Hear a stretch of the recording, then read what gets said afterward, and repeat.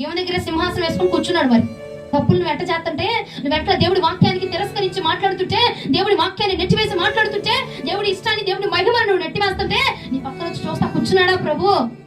ఆ మాత్రం తెలియట్లే నీకు? ఆ మాత్రం అర్థం కావట్లేదండి. మనము ఎదిగిన వారమే, చంటి బిడ్డలం కాదు కదా.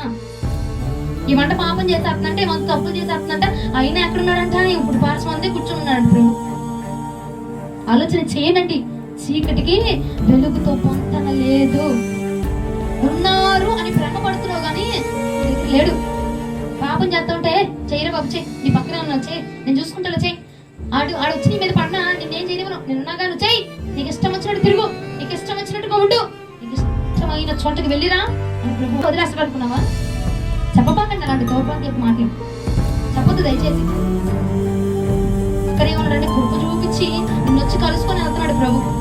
దాన్ని బట్టి మనం సంతోషించి మారు మనసు పొందాలి. కానీ నేను ఎన్ని చేసినా నా పక్కనే ఉన్నాడు కాదంట్లా, చూస్తున్నాడు నిన్ను.